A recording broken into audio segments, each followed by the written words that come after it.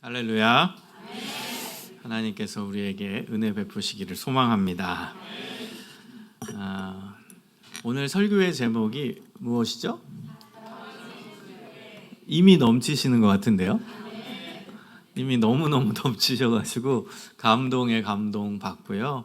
우리 하나님께서 얼마나 기뻐하실까 그런 생각을 계속 해보게 됩니다. 우리 마중물 예람교회가 사랑이 더욱 넘치는 하나님이 최고로 기뻐하시는 교회 되시길 소망합니다. 여러분, 한 사람을 알려면 그 사람의 성품을 알아야 돼요. 성격, 그렇죠? 그리고 그 사람의 재능, 능력이거든요. 그 능력을 대변해 주는 게 직업이고요. 그래서 저에 대해서 여러분이 알고 있는 건 장로회 신학대학교 기독교 교육과 교수다. 목사님이 설명해 주셨어요. 이게 직업이죠. 그게 이제 능력을 대변해 주는 것인데요. 한 사람을 알기 위해서는 그 사람의 성격 그리고 그 사람의 능력을 알아야 돼요. 그래서 저에 대해서는 조금 알고 있는 거죠. 하나, 아주 단편적이지만 하나의 능력을 알고 계시는 겁니다. 제가 왜 이 얘기를 꺼내냐면 우리가 믿는 하나님을 알려면 하나님의 성품과 하나님의 능력을 알아야만 하나님을 알 수 있다는 것입니다. 여러분, 하나님의 성품, 하나님의 성격이 성경에 나옵니다. 어디 나오냐면 갈라디아서 5장 22절, 23절에 나옵니다. 성경 퀴즈 대회하면 꼭 나오는 성경 퀴즈 내용이거든요. 성령의 몇 가지 열매? 여러분, 우리는 이 열매 하니까 이게 이제 열매가 뭐지? 생각도 안 한 채 그냥 외우기만 하는데요. 여러분, 이 열매라는 건 비유잖아요. 겉으로 드러난다라는 표현이에요. 그럼 뭐가 드러나냐? 성격이 드러난다. 성품이 드러나는 결과. 이걸 열매로 표현한 겁니다. 그래서 한마디로 갈라디아서 5장 22절, 23절은 하나님의 성격, 하나님의 성품을 말하는 것입니다. 여러분 외우십니까? 9가지? 한번 해볼까요? 시작. 사랑, 희락, 화평, 오래 참음, 자비, 양선, 충성, 온유, 절제. 아멘. 여러분, 이것이 하나님의 성품, 하나님의 성격입니다. 근데 여러분, 히브리 문화권에서는요, 맨 처음에 이야기하는 게 제일 중요해요. 그리고 맨 처음에 나온 것은 나머지 것들을 포함하는 내용일 때가 굉장히 많습니다. 여러분, 사랑 안에 희락, 화평, 오래 참음, 자비, 양선, 충성, 온유, 절제가 다 들어가 있습니다. 여러분 한번 볼까요? 누군가를 사랑한다. 여러분 한번 떠올려 보세요. 이건 인간의 사랑에도 적용이 돼요. 자녀를 사랑한다. 남편을 사랑한다. 아내를 사랑한다. 우리 옆에 있는 성도를 사랑한다. 사랑하는 대상을 떠올려 보세요. 그럼 그 안에 희락이 있습니다. 기쁨이 있다는 거예요. 사랑하면 그 안에 기쁨이 있습니다. 그 다음에 희락, 화평. 사랑하면 평화예요. 사랑하면 화해하려고 하고, 사랑하면 함께 하려고 하고, 사랑하면 싸우지 않게 돼요. 이게 화평이죠. 그 다음에 사랑하면 오래 참게 돼요. 내 마음에 안 들어도 참게 되고요. 그 다음에 저는 이제 학교에서 선생님이잖아요. 선생으로서 제자들을 보면은 좀 내 마음에 안 드는 학생도 있어요. 그리고 얘는 공부 이렇게 하면 안 될 텐데 좀 더 잘했으면 좋겠다. 그리고 푸시를 하는데 못 따라올 때가 있어요. 그래도 오래 참고 기다리게 돼요. 왜? 사랑하니까. 그래서 사랑의 중요한 속성은 오래 참음입니다. 그 다음에 자비. 여러분, 자비는 용서입니다. 사랑하면 용서하게 돼요.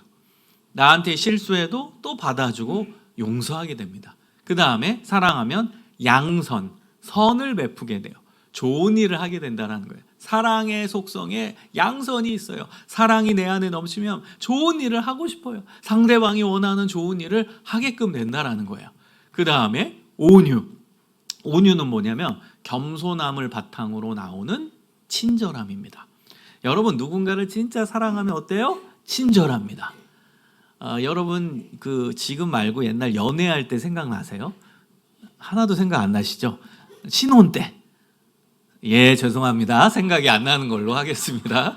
자, 그때는요, 상대방한테 엄청 친절할 겁니다. 아내한테, 남편한테 친절하고, 여기 뭐 젊으신 분도 있는데요. 딱, 아내가 차를 탈 때 뒷문 딱 열어주고, 예, 그럴 때가 있었죠. 친절합니다. 온유함이 그거예요. 겸손함을 바탕으로 나오는 친절함. 이게 하나님의 성품이라는 거예요. 그 다음에 충성, 헌신입니다. 충성은 사랑하는 대상에게 헌신하게 돼요. 이게 충성입니다.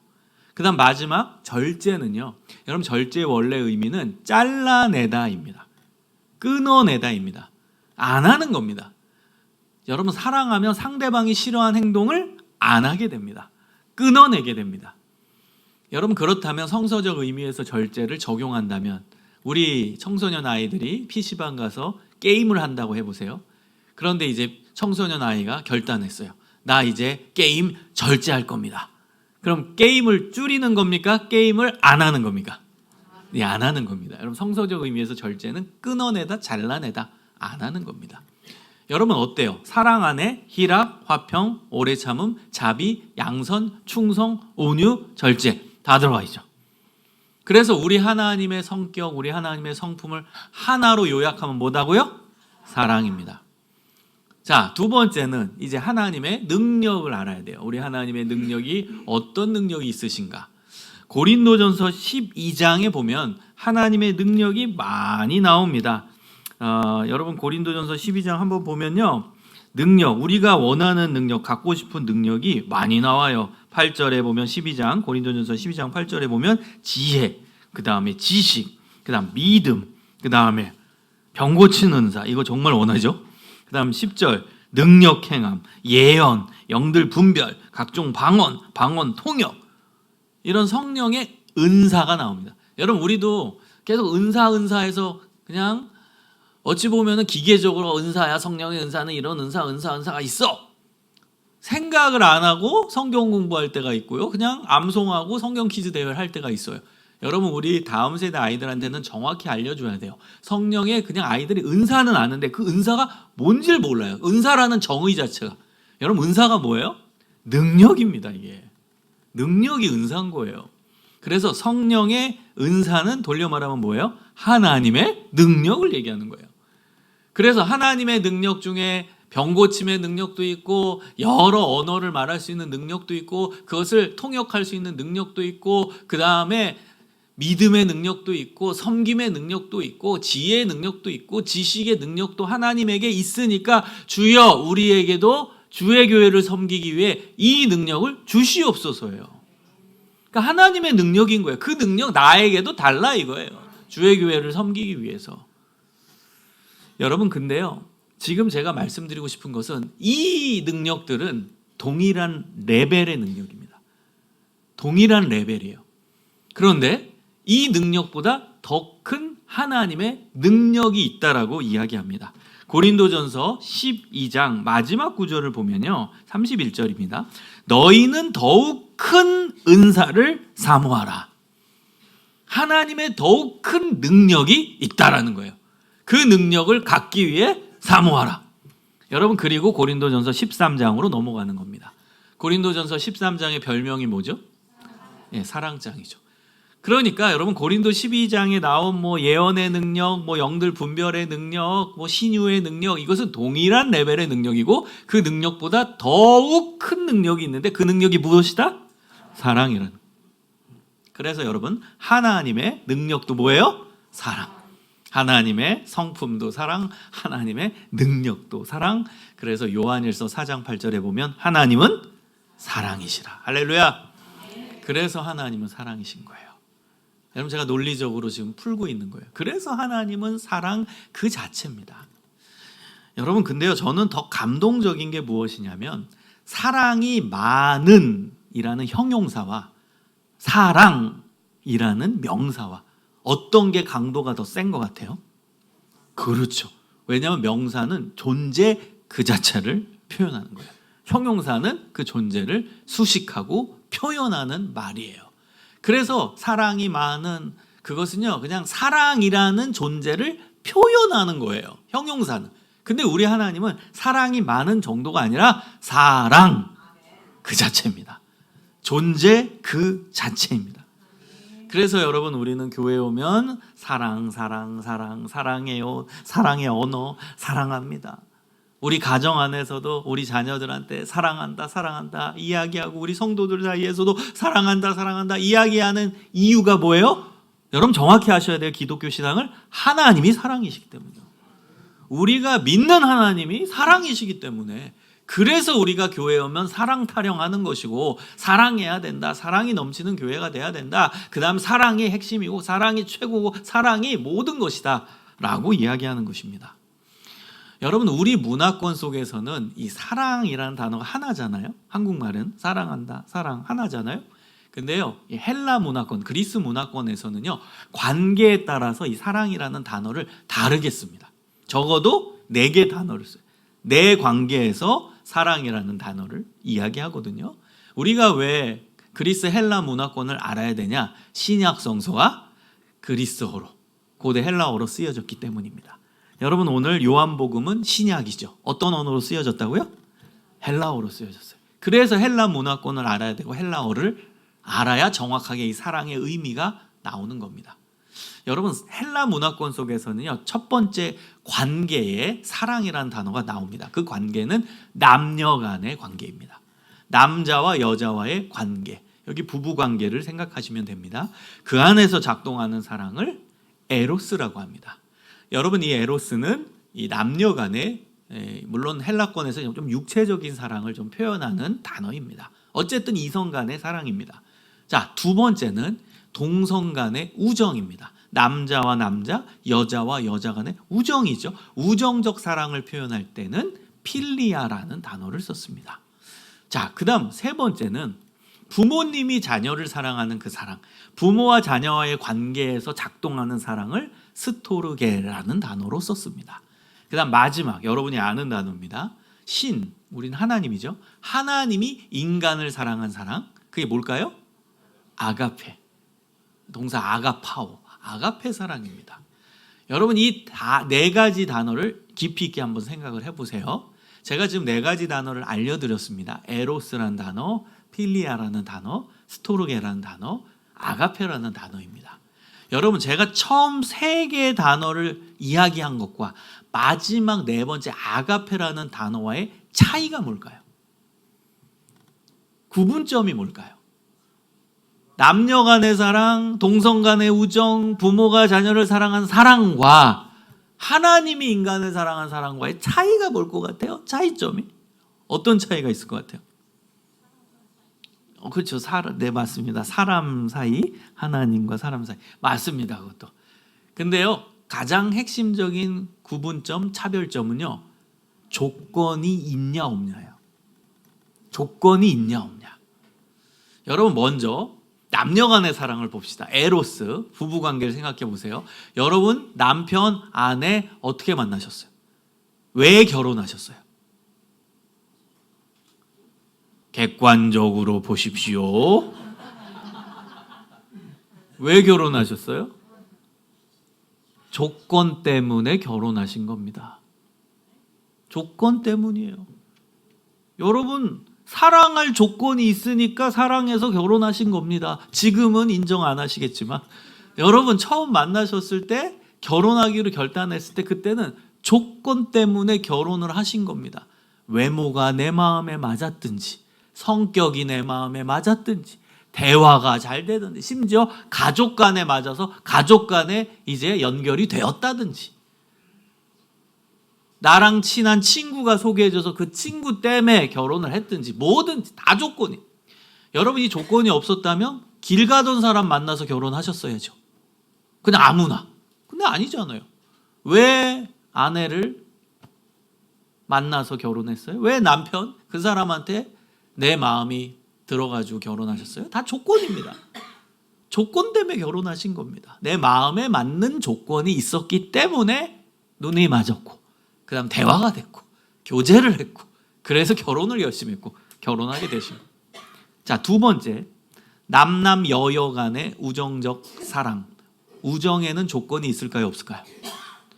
우정은요 여러분 조건이 없이는 이루어질 수가 없습니다. 예를 들어 볼까요?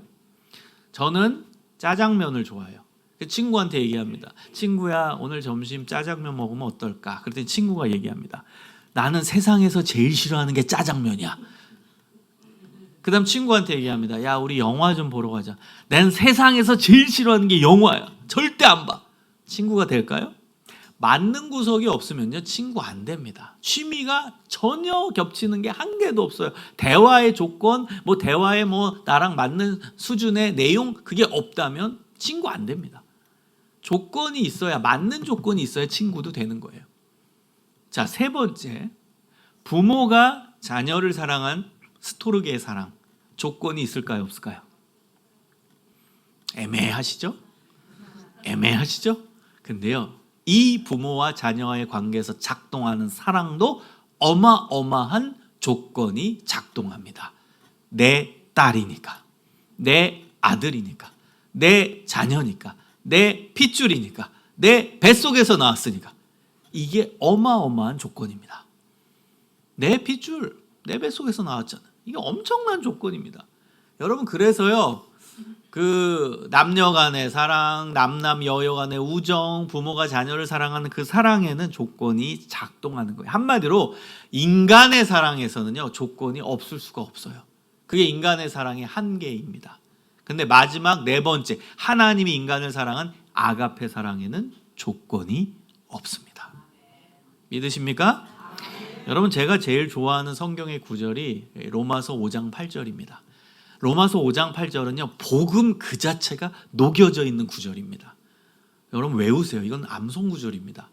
우리가 아직 죄인 되었을 때에 그리스도께서 우리를 위하여 죽으심으로 하나님이 우리에 대한 자기의 사랑을 확증하셨느니라. 아멘. 여러분, 제가 이 구절을 아주 리얼하게 원문에서 이제 훼손되지 않는 범위에서 번역을 해볼게요. 우리가 아직 죄인 되었을 때를 다르게 번역하면 우리가 죄 가운데 있을 때예요. 또다시 번역하면 우리가 죄를 짓고 있는 중에입니다. 네, 하나님께서 전하셨어요. 자, 우리가 죄를 짓고 있는 중에. 여러분, 리얼하죠? 이게 원문에서 이제 훼손되지 않은 번역입니다. 우리가 아직, 우리가 지금 죄를 짓고 있는 중에입니다. 여러분, 성경에서 하나님이 제일 미워하시고 싫어하시는 게 뭐죠? 죄입니다. 근데 그 죄를 우리가 지금 짓고 있는 중이에요. 기도할 때도 아닙니다. 말씀 볼 때도 아닙니다. 전도할 때도 아닙니다. 예배 드릴 때도 아닙니다. 죄를 짓고 있는 중이에요. 여러분, 그때 하나님의 선택은 어떤 줄 아십니까? 여러분, 우리 인간 사회도 정의라는 게 있어요. 정의가 있기 때문에 죄 지은 자는 벌 받아야 돼요. 그래서 도둑질한 사람 교도소 보내잖아요. 인간의 정의도 그래요. 근데 정의의 원천이신 하나님께서 죄를 눈 감으실 수 있겠어요? 그러실 수는 없는 겁니다. 죄가 있으면 벌 받아야 돼요. 벌을 내려야 돼요. 그게 하나님의 정의입니다. 근데 그 죄의 벌은, 그 벌의 결과는 뭔 줄 아십니까? 로마서 6장 23절에 보면 죄의 삭은 사망입니다. 죽음입니다. 여러분, 우리가 죄가 있기 때문에 벌을 받아야 되는데 그 벌은, 그 벌의 내용은 사망입니다. 죽음입니다. 한마디로 우리가 죄를 지었고 죄 짓고 있는 중에이기 때문에 우리는 하나님의 벌을 받아야 되는데 그 벌은 죽음입니다. 영원한 죽음입니다. 근데 하나님의 선택은 우리를 죽이신 게 아니라 하나밖에 없는 죄 없는 독생자 예수 그리스도에게 우리의 모든 죄를 다 빼서 그분에게 뒤집어 씌우고 죽이셨어요. 사망, 죽음, 죄의 삭은 사망이니까 벌 내려야 되기 때문에 죽이셨어요. 그 사건이 십자가입니다. 여러분 믿으십니까? 그럼으로써 하나님이 우리 인간을 얼마나 사랑하셨는지 그 증거를 보여주셨다는 거예요. 이게 로마서 5장 8절의 내용입니다. 이게 복음입니다. 여러분, 이게 어떻게 가능할까요? 하나님 제일 싫어하는 게 죄인데 그걸 내가 지금 짓고 있는 중인데 나를 죽이신 게 아니라 독생자 예수, 가장 귀한, 가장 자기가 사랑하는 아들 예수 그리스도, 죄가 없으신 그분에게 우리의 모든 죄를 다 빼내서 그분께 뒤집어 씌우고 죽이셨어요. 죄의 삭은 사망이니까. 그럼으로써 하나님이 인간을 얼마나 사랑하는지 그 증거를 보여주셨다는 거예요. 여러분, 이것이 아가페 사랑이에요. 조건 없는 사랑, 무조건적인 사랑, 사랑할 수 없는데 사랑하는 사랑, 품을 수 없는데 품는 사랑, 이것이 아가페 사랑입니다. 여러분, 이 아가페 사랑을 우리가 받고 살고 있다라는 사실을 믿으시기를 소망합니다. 여러분, 오늘 본문을 보면은요, 가장 어찌 보면은 진지한 장면입니다. 오늘 본문을 소위 이제 고별 설교라고 해요. 예수님의 이제 고별 설교 가운데 나온 가장 핵심적인 메시지입니다. 이제 오늘 이 메시지를 전하고 우리가 아는 성찬식을 하시고 그 다음에 이제 십자가의 길을 걸어가시게 되는 것입니다. 마지막으로 제자들에게 하셨던 메시지 중에 가장 핵심적인 메시지가 오늘 본문입니다. 세 계명을 너희에게 주노니 서로 사랑하라. 세 계명. 여러분, 이거는 청천벽력과 같은 말씀이고 천지개벽의 말씀입니다. 왜냐하면 당시에는 시퍼렇게 구약의 율법이 작동하는 시기예요. 율법으로 사람 죽이던 시대예요. 그런 무서운 시대에 예수님께서 내가 새 율법을 너희에게 준다. 새 율법을 선포하신 거예요. 지금 율법이 살아있는 시대, 구약의 율법이 작동하는 시대에 내가 새 율법을 너희에게 주겠다. 그 내용이 뭐예요? 서로 사랑하라. 여러분, 요한복음 15장 12절에서도 다시 한번 예수님은 이 계명을 언급하십니다. 내 계명은 곧 내가 너희를 사랑한 것 같이 너희도 서로 사랑하라 하는 이것이니라. 여러분, 근데요, 이 구절을, 오늘 본문의 구절을 정확하게 분석을 해봐야 돼요. 새 계명을 너희에게 주노니 서로 사랑하라. 내가 너희를 사랑한 것 같이 너희도 서로 사랑하라예요. 자, 이제 분석을 해볼게요. 어떤 분석? 언어 분석입니다. 헬라어 분석을 해야 돼요. 우리 배웠으니까. 내가 너희를 사랑한 거. 여기서 내는 누구예요? 예수님. 너희는 제자죠. 지금 마지막 제자들 앞에서 고별 설교하시는 장면이니까. 그러면 내는 예수님이고 너희는 제자예요. 예수님은 하나님이고 너희 제자는 인간이에요. 그럼 하나님이 인간을 사랑한 사랑 뭐예요? 헬라어 아가페죠. 그러면 내가 너희를 사랑한 것 같이 그 사랑은 아가페예요. 그 다음에 서로 사랑하라. 그럼 서로는 누구끼리예요? 그러니까 거기서는 1차적으로는 제자들끼리죠. 제자들끼리 서로 사랑하라. 그럼 제자들은 남녀 섞여 있어요? 남남이에요? 그럼 남자 남자 서로 사랑하라. 그러면 헬라어 뭐여야 돼요? 필리아여야 되죠. 근데 본문은 필리아예요? 아닙니다. 아가페입니다. 여러분, 이것이 충격적인 거예요. 이것이 기독교 사랑이 어려운 지점입니다. 내가 너희를 사랑한 것 같이, 이건 아가페가 맞아. 하나님이 인간을 사랑한 거지만. 근데 그 다음에 서로 사랑하라는 인간들끼리인데, 남자들끼리인데, 그럼 필리아가 나와야 되는데 필리아가 아니라 아가페입니다. 여러분, 이것이 예수님이 우리에게 의도하신 내용이고 기독교 신앙의 내용이에요. 너희가 하나님의 아가페 사랑을 받았냐? 무조건적인 하나님의 사랑을 받았냐? 그러면 그 하나님의 사랑을 인간들끼리 적용하라요. 하나님의 무조건적인 사랑, 그냥 품는 사랑을 너가 경험했냐? 그러면 너희들끼리 그 아가페 사랑을 실천해라. 그래서 여러분, 기독교 신앙 처음엔 쉬운 것 같아 보이지만 깊이 들어가면 쉬운 게 아닙니다. 처음 쉽다라는 건 하나님 사랑받는 건 쉬워요. 내가 할 게 없잖아. 가만히 있으면 되니까. 날 그냥 품어줬어. 내가 죄를 짓고 있는 중에도 나를 용서해 주셨어. 그냥 나는 누리기만 하면 돼. 그래서 쉬워요, 기독교 신앙은. 근데 어려운 건 뭐예요? 그 다음이에요. 그 다음은 그 사랑을 받았으면 우리도 똑같이 그 하나님의 아가페 사랑으로 다른 사람을 사랑해야 된대요.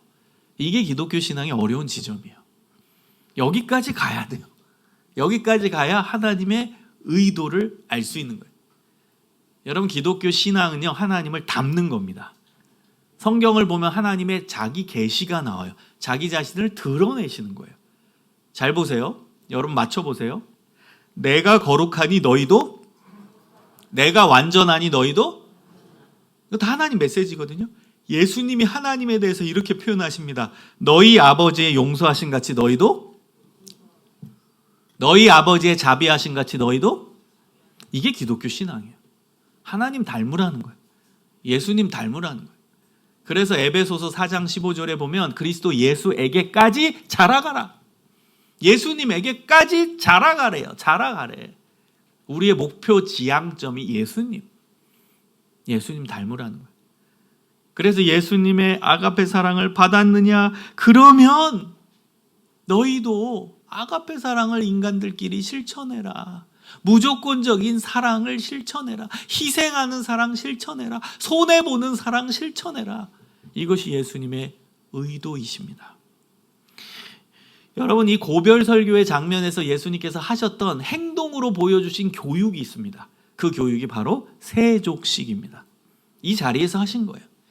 여러분, 세족식 하신 이유도 똑같이 나옵니다. 요한복음 13장 14절 15절에 이렇게 나옵니다. 내가 주와 또는 선생이 되어 너희 발을 씻었으니 너희도 서로 발을 씻어주는 것이 옳으니라.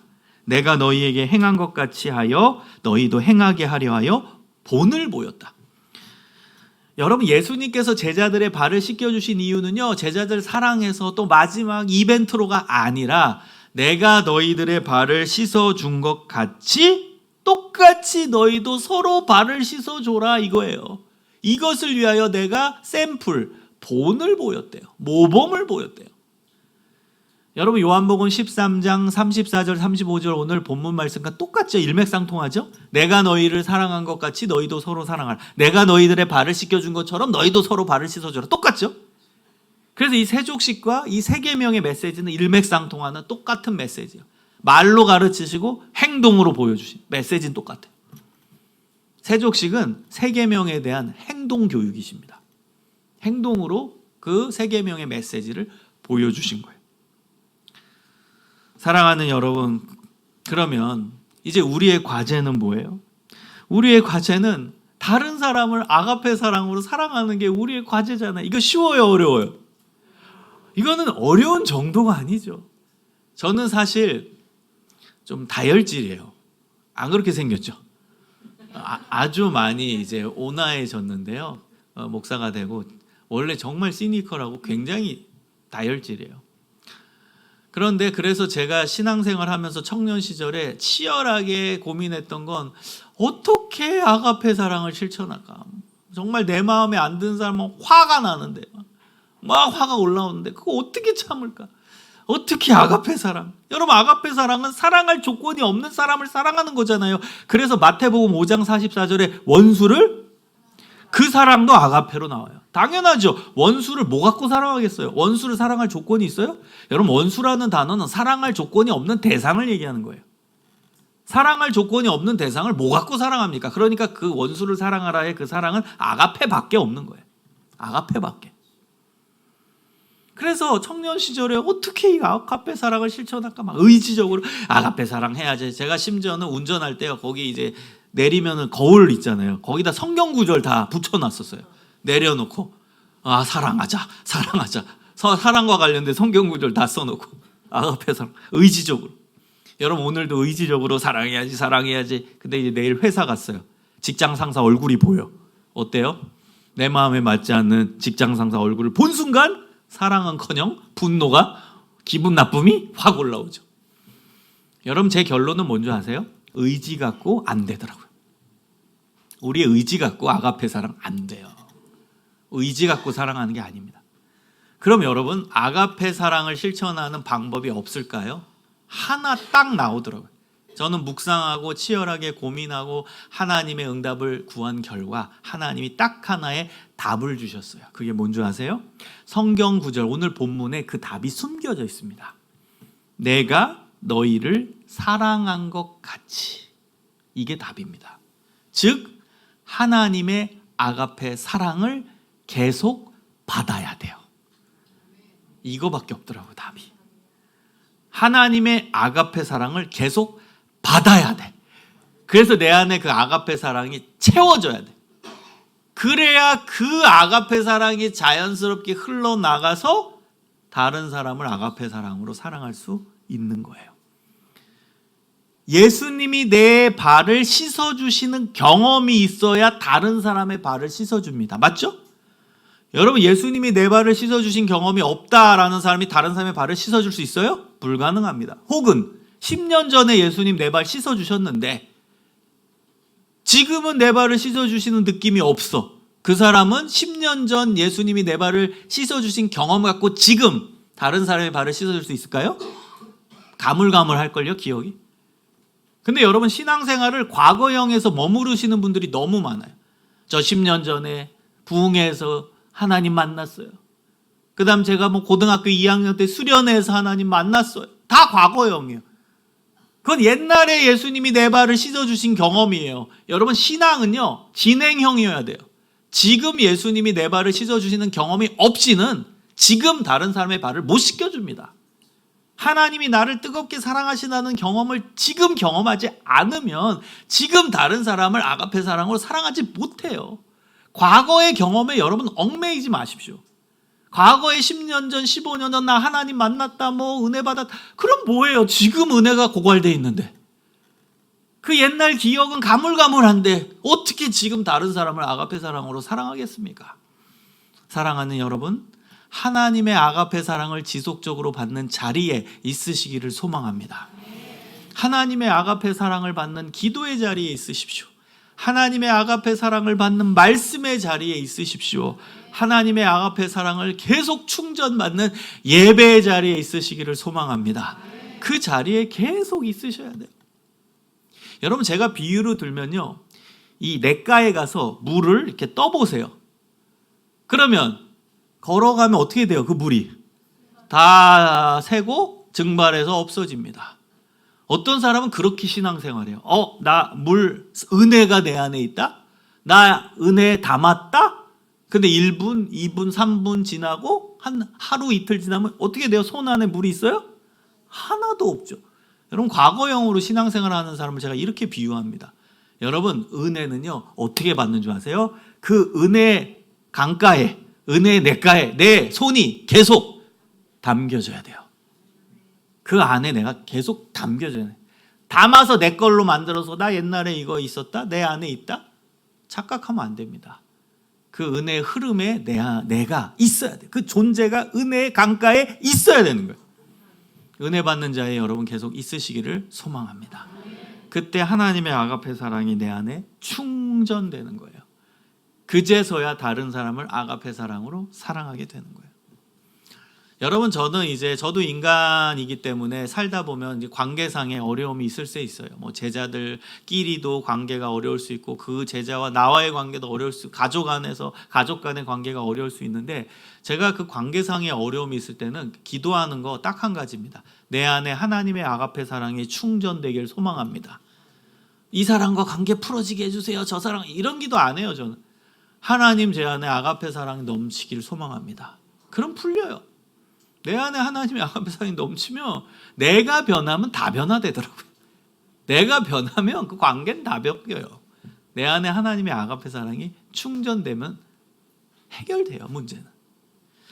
여러분, 그 다음 사랑할 때, 다른 사람을 아가페 사랑으로 사랑할 때 전제 조건이 있습니다. 그 전제 조건은 나 자신부터 사랑하라요.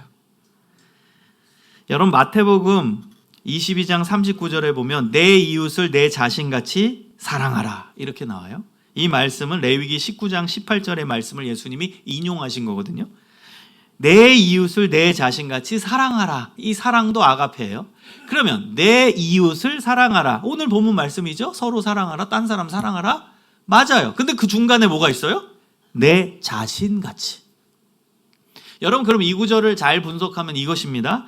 내 이웃을 아가페 사랑으로 사랑하기 위한 전제는 내 자신부터 아가페 사랑으로 사랑하라, 이거예요. 이 구절에는 사랑 대상이 두 가지가 나오는 거예요. 내 이웃을 아가페 사랑으로 사랑하라, 내 자신을 아가페 사랑으로 사랑하라. 근데 우선순위는 누구예요? 내 자신을 아가페 사랑으로 사랑하라. 이게 우선순위. 그래야만 내 자신같이 이웃을 아가페 사랑으로 사랑할 수 있다요. 여러분 스스로 자기 자신을 사랑할 수 있기를 소망합니다. 어떤 분은 그래요.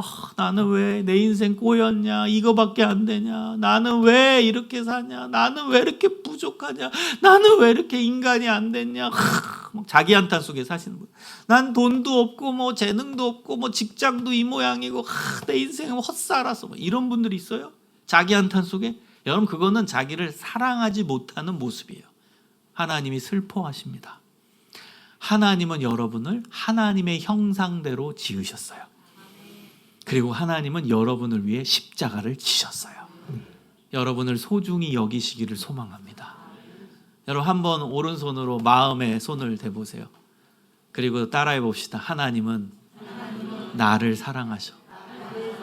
한 번 더. 하나님은 나를 너무너무너무너무 사랑하셔.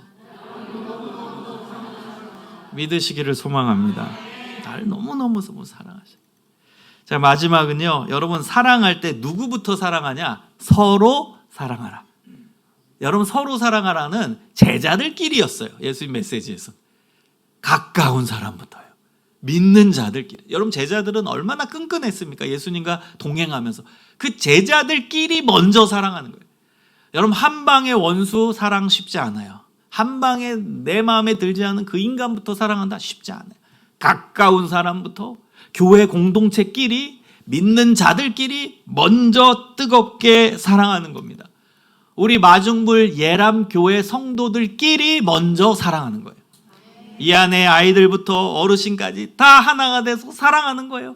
가족 간의 뜨거운 사랑이 이루어지는 것입니다. 여러분 우리 마중물 예람교회는 가족입니다. 믿으십니까? 여러분 마가복음 3장 35절에 의하면 예수님이 이렇게 말씀하십니다. 누가 내 형제요 자매요 어머니냐? 누구든지 하나님의 뜻대로 행하는 자가 내 형제요 자매요 어머니니라. 여러분 형제 자매 어머니가 친가족이란 뜻이거든요. 예수님의 개념에서는요 가족관계가 혈연관계가 사실 아니었어요. 하나님의 뜻대로 행하는 자가 내 형제 자매 어머니입니다. 여러분 이 구절을 잘 해석하기 위해서는 요한복음 6장 29절의 말씀을 알아야 돼요. 요한복음 6장 29절에는 이렇게 나옵니다. 하나님의 일은 독생자 예수 그리스도를 믿는 것이다. 간단해요. 그럼 요한복음 6장 29절의 말씀과 마가복음 3장 35절의 말씀을 합치면 이런 해석이 나옵니다. 누구든지 하나님의 뜻대로 행하는 자가 내 형제 자매 어머니잖아요. 근데 하나님의 뜻대로 행하는 것의 가장 대표적인 일은 뭐라는 거예요?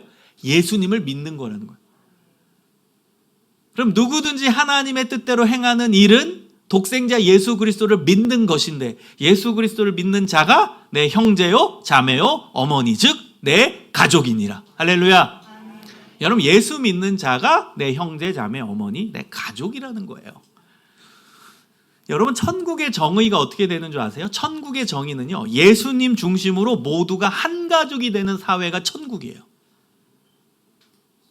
이 땅에서는요 가족관계가요 혈연관계로 되잖아요. 김집사님 가정, 오곤사님 가정, 최목사님 가정 이 혈연관계로 카테고리화 됩니다. 가족관계가. 근데 천국에 가면 그 카테고리가 다 풀려요. 그래서 예수님 중심으로 모두가 한 가족이 되는 세상이 옵니다. 그곳이 바로 천국입니다.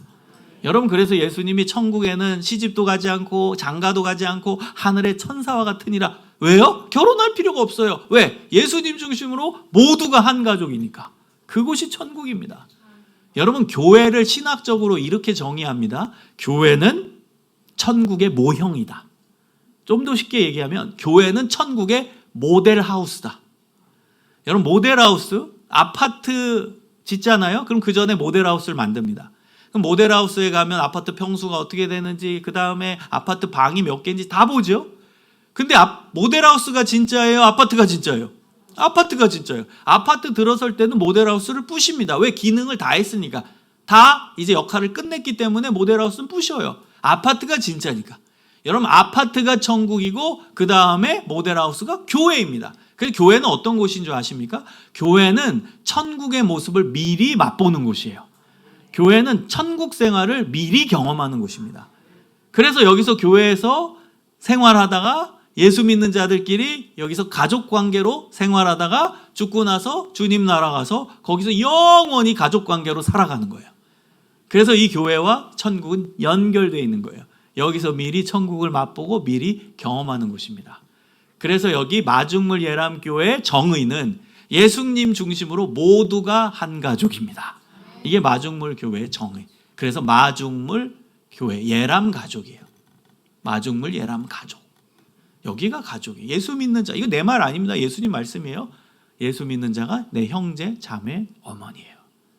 여러분 한번 옆 사람 보시면서 인사 나눌까요? 우리는 가족이에요. 한 번 더. 우리는 영원히 볼 사이예요. 그렇죠. 여기서 이제 천국 생활 하다가 진짜 천국 가는 거죠. 영원히 볼 사이입니다. 가족이에요. 그래서 우리끼리 먼저 사랑하는 거예요. 가족끼리. 가장 가까운 가족끼리. 여러분, 이 마중물 예람 가족, 이 전체 대가족 안에 우리 애들이 있는 거예요. 우리 애들, 우리 다음 세대 아이들이 있는 거예요. 그러면 우리 다음 세대 아이들을 책임질 존재가 교회 학교 교사만일까요? 우리 전체의 책임일까요? 그럼요. 여긴 가족이니까. 이 가족 안에 우리 애들도 있는 거고, 이모 삼촌 형 언니 오빠도 있는 거고, 그 다음 작은아버지 작은어머니, 엄마 아빠 큰아버지 큰어머니, 그 다음 삼촌 이모, 그 다음에 뭐 할아버지 할머니 다 있는 거예요. 가족이에요. 대가족. 이 가족 안에 우리 애들이 있는 거예요. 다 우리 가족. 여긴 다 한 가족이에요. 그 친가족 개념이라니까요. 예수님 말씀에 의하면. 그러니까 이 대가족 안에 우리 애들이 있는 거예요. 우리 자녀들 다 우리 자녀인 거예요. 우리 다 마중물 예람 가족 안에 여기 교회에 있는 우리 애들 다 우리 가족. 그래서 이 교육에 대한 책임도 우리 모두의 책임이에요. 교회 학교 교사는 스페셜하게 가르치는 역할을 하는 거고, 책임은 우리 어른들 전체의 책임인 거예요. 가족이기 때문입니다. 우리 아이들 입장에서는 여기에 형 언니 오빠가 있는 거고, 이모 삼촌이 있는 거고, 엄마 아빠가 있는 거고, 할아버지 할머니 있는 거, 큰아버지 큰아버지 다 있는 거예요. 애들 입장에서 가족이니까. 그래서 가장 건강한 교회는 연령대가 다양하게 있는 교회가 건강한 교회. 다양해요. 건강한 교회요. 마중물 예람 가족 여러, 여기 할아버지 할머니 다 있어요. 이모 삼촌, 아이들 입장에서 아버지 어머니 뻘, 그 다음에 뭐 형 언니 오빠, 저 청년부도 있으니까 너무 아름다운 가족입니다. 이 가족끼리 먼저 사랑하시기를 주님의 이름으로 축원합니다. 그때 하나님께서 놀랍게 요한복음 13장 35절에 이런 역사가 일어난다고 말씀하십니다. 너희가 서로 사랑하면 이로써 모든 사람이 너희가 내 제자인 줄 알리라. 여러분, 믿지 않는 사람들이요, 마중물 예람 가족들의 화목한 모습, 행복한 모습, 사랑하는 모습을 보고, 우와, 저 교회는 뭐가 있나? 나도 가봐야지. 여러분, 아까 우리 구호 외쳤잖아요. 와, 저 교회 한번 가봐야지. 어떻게 저 사람들은 저렇게 행복할까? 저렇게 어떻게 밝을까? 요즘 시대에 어떻게 저렇게 행복한 공동체가 있을까? 이기적인 시대 가운데 자기 밥그릇만 챙기는 시대에 저 사람들은 어떻게 저렇게 다른 사람 섬길까? 어떻게 저렇게 행복할까? 나도 저 교회 가봐야지. 저 사람들이 예수의 제자인가 보다. 나도 저기 가봐야지. 그런 복음의 역사가 일어날 줄 믿습니다. 오늘 말씀을 잘 붙들고 하나님 기뻐하시는 아가페 공동체, 하나님 사랑하는 진실한 신앙의 공동체로 우뚝 서시는 믿음의 성도들 되어주시기를 주님의 이름으로 축원합니다. 기도하겠습니다. 하나님 감사합니다. 우리 마중물 예람교회 하나님께서 제일 기뻐하시는 교회 되게 하여 주시고, 하나님의 아가페 사랑을 충만하게 받아 누리게 하시며 그 아가페 사랑을 실천할 수 있는 사랑의 공동체 되게 하여 주시옵소서. 감사하오며 예수 그리스도의 이름으로 기도합니다.